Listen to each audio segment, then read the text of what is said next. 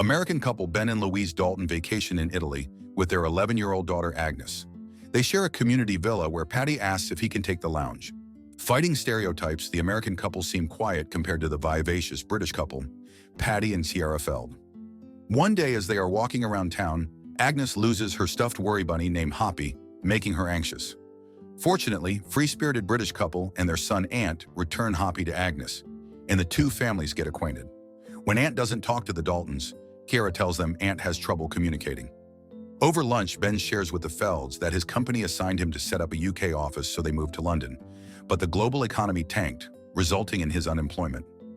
The American family decided to stay in London because it's so close to all the white countries. Patty shares that he was a doctor and asks Louise why she's a vegetarian. Louise says it's because she loves animals and it's for health reasons. After Agnes and Ant leave the table to play, the Felds share that Ant was born with a much smaller tongue, which makes it hard for him to communicate. The duo couple really bond, especially when making fun of the Danish family.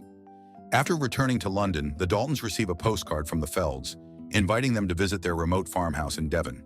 While Ben thinks the change of scenery might be good for them, Louise thinks that it's a bit long to spend with people they barely know.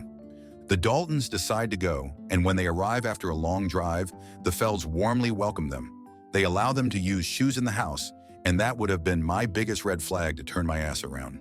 Ciara brings Louise and Agnes to Ant's room and shows them the floor bed they've set up for Agnes. Strangely, Ant ignores them, as if he's not happy that they're there. Agnes looks at the fugly-ass bed, regretting tagging along. At dinner, the Daltons give the Felds their gifts, and Ciara shares that Patty butchered their prize goose, Libby, for them. The Felds serve Libby, and Patty makes Louise eat it, even knowing she's a vegetarian. She spits the shit out because it was also poorly seasoned. When Ben helps out with the trash, Ant follows him and shows him his tongue, as if he's trying to tell him something. But since he can't talk, Ben only gets confused. Patty calls Ant and tells Ben that he's just being silly. After dinner, Ben comments on how quiet the place is, prompting Patty to say that their neighbors live across the valley. Hearing Ant wailing in his room, a concerned Louise asks if he's in pain, to which Ciara tells her that it's just a part of his condition, and Patty stops her from checking on the kids. "Girl, that little boy trying to tell y'all to run for the hills." While getting ready for bed, Louise tells Ben that she didn't say anything when Patty fed her meat because he butchered Libby for them. She then finds a stain on their bedsheet, which grosses her out, but Ben reminds her that they're in the countryside home of non-Americans, so their culture is different from theirs. "I don't know about y'all, but some Americans be nasty AF." Agnes interrupts and Ben, disappointed, he can't put his pickles into the turkey sandwich anymore. The next day, the two families go on a hike where Patty teaches them some survival skills. Then Patty aggressively grabs Ant and asks him to push Agnes in the swing, shocking the Daltons.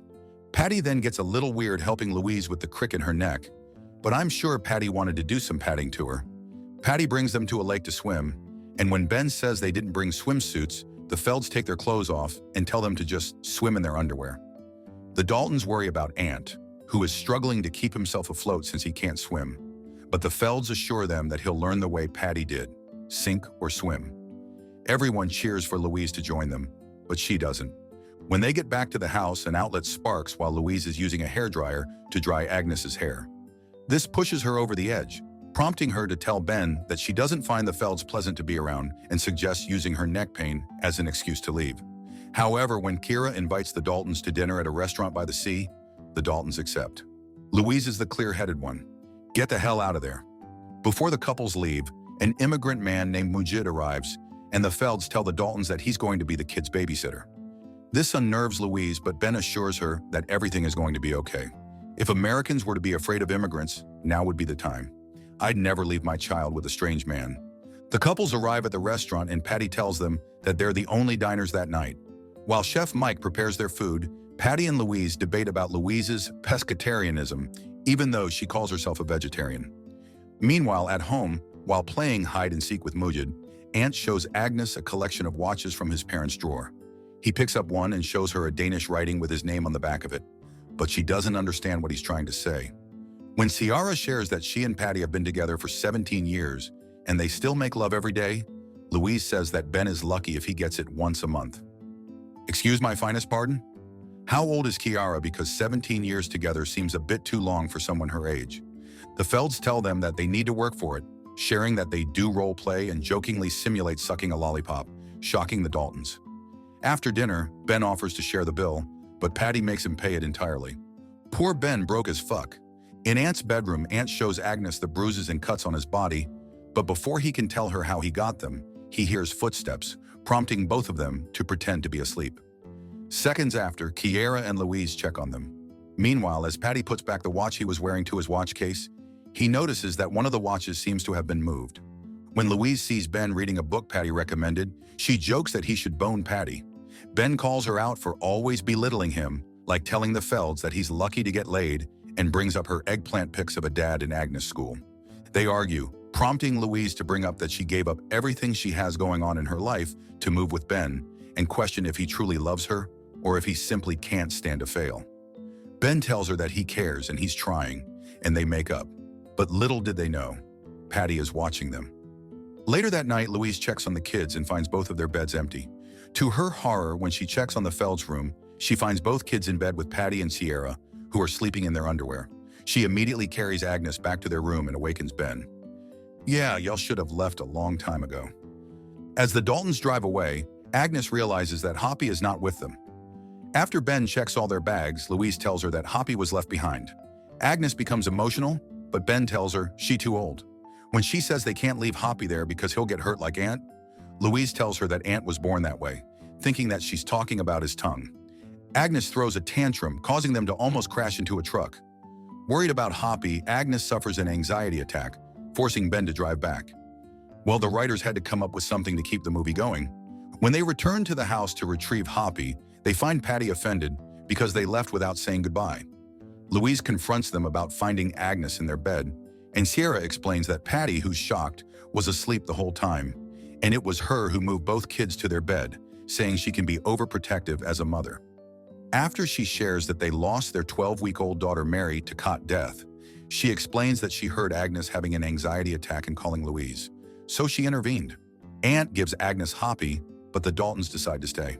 While Patty is out hunting with Ben and Louise is talking to Kiara about having miscarriages, Ant secretly tries to tell Agnes about something, but Agnes doesn't understand his Danish writing. Kiara notices this, so she approaches them, prompting Ant to eat the paper so Kiara won't find it. Agnes later tells Louise, who says they need to be kind because Ant is going through a lot, and Agnes insists that something's not right with him because it's not normal. While preparing lunch, Patty shows a sculpture that Sierra made that looks like a woman's mouth gaped ready to suck. Louise cuts herself and they're happy Patty's a doctor. However, he jokes with them, saying he's not, then admits he is.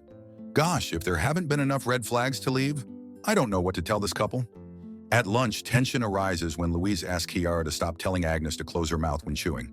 When Agnes and Ant show their parents their dance, Patty, who's unhappy with Ant's performance, throws food at him, scaring Agnes. The Daltons call him out for his aggressive behavior towards Ant.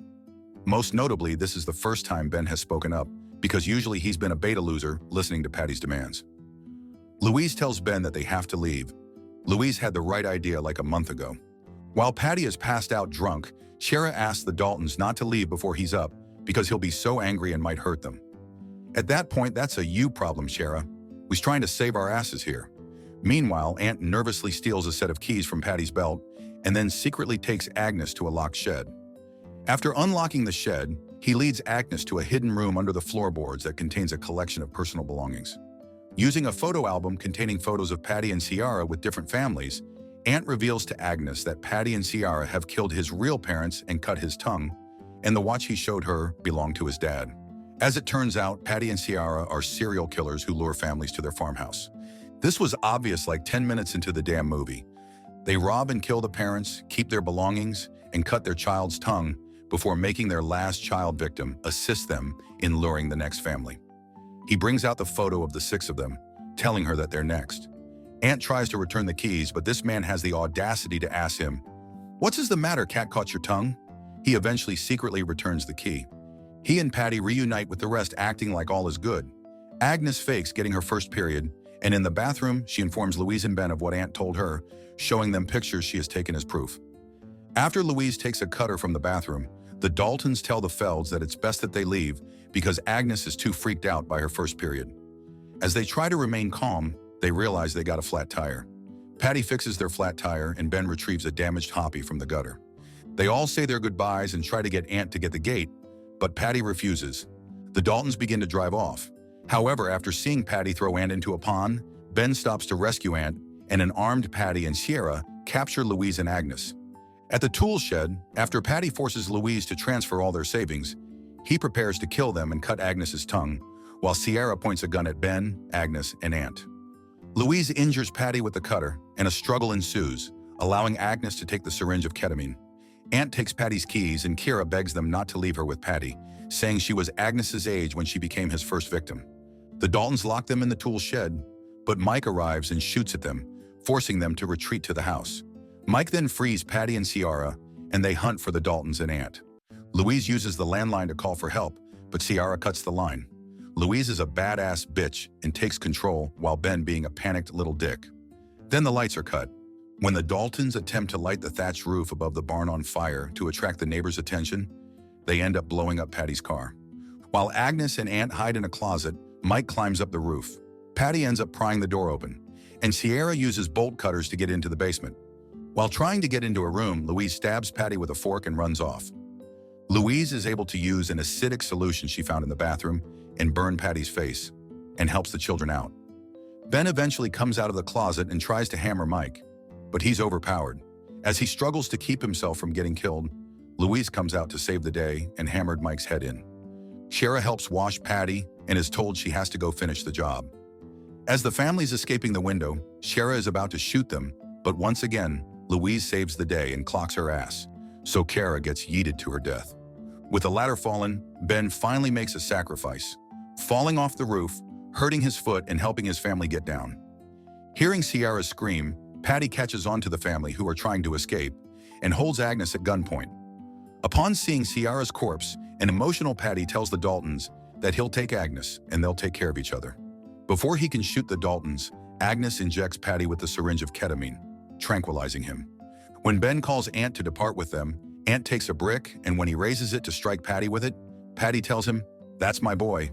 To the Daltons' horror, an enraged Ant beats Patty to death, crushing his skull. The Daltons leave the farmhouse with Ant. Agnes gives Hoppy to Ant, who then weeps quietly. All right, Agnes and Louise carried that survival.